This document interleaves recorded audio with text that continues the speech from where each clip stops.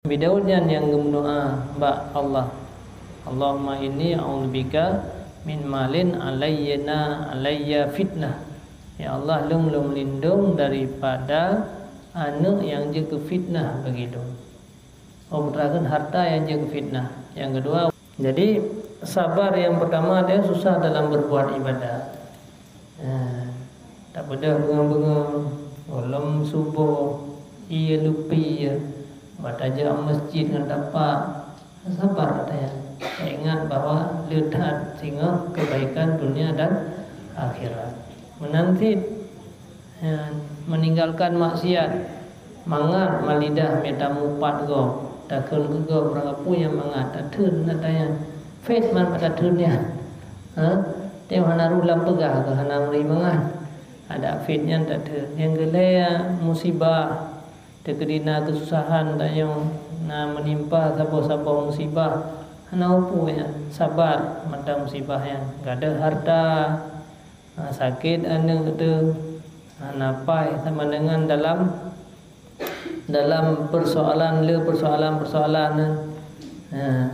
jadi maka gayu bersabar dan memang gayu melindung katanya Allah.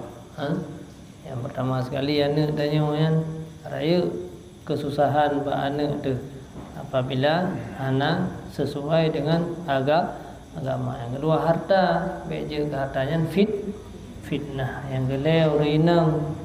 Nabi Daud yang berdoa ba Allah. Allahumma inni a'udzubika min malin alayya fitnah. Ya Allah, lum lindung daripada anak yang jaga fitnah begitu.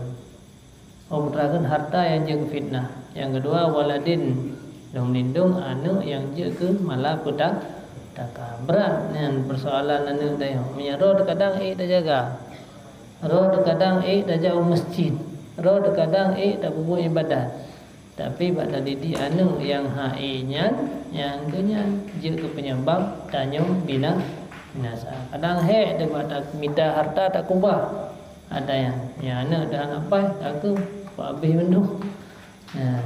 Ini yang dipupul maksiat pulang zaman lewi yang dengan HP main judi game dum anak miat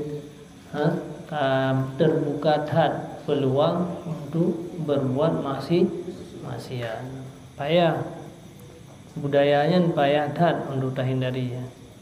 Ada karena ilmu bila dum karena kagak buat karena ilmu tapi hai tu dia tanya mangat badu jadi yang kian